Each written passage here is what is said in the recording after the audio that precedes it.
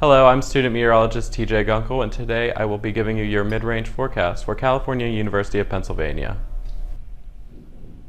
Our first graphic that we are going to look at is the 500 millibar level mean heights.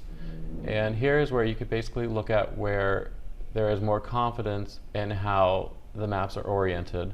So when we look at 48 hours out, starting on Wednesday, we can see that there's pretty good consensus that there's going to be a trough digging into our region that day, which will help bring the weather into for us the next few days. So moving on into time, we can see that that is still just situated over our area, but moving more centered on top of us. So going into Thursday, it's pretty much right on top of us now, and it's starting to look like it's going to start to cut off at the end, and there's pretty good agreement that it is going to cut off when you look at the confidence over here, just because the lines are still pretty thin. And then moving on, we're still seeing that it's just going to hover over our region, and this is going to help lower our temperatures and bring some chances for precipitation into our area for these next few days. So now that we looked at the 500 millibar levels, now we can see how the precipitation may be oriented on those next few days.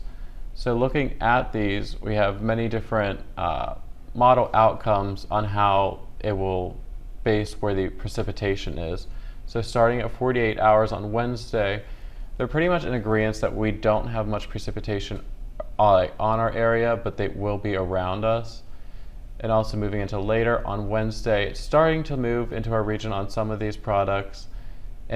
But once we hit Thursday, this is basically late Wednesday night into Thursday, we start to see that there is pretty good agreement on there being rain situated over our region. And moving on, we still see that there is a lot of rain into our region, and it pretty much all agreeing that it's still just sticking there as we have that trough sitting over our region.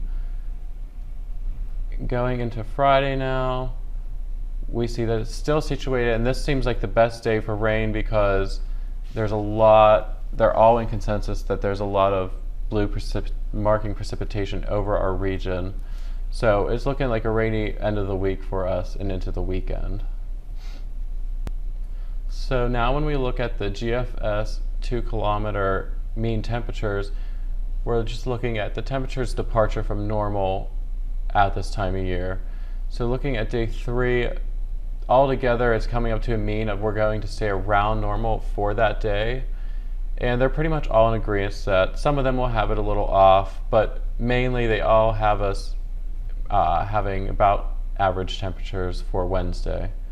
Moving into Thursday, they're still in pretty good agreement on us being around normal temperatures, and there's not really much outliers we could see throughout these model products here.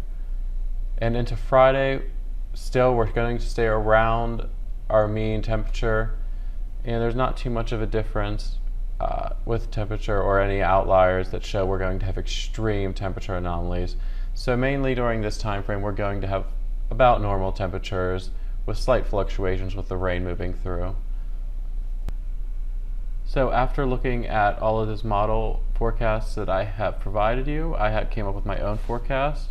So on Wednesday, I have a high of 71 and a low of 52. And Wednesday night into Thursday, we're going to start seeing rain move into our region.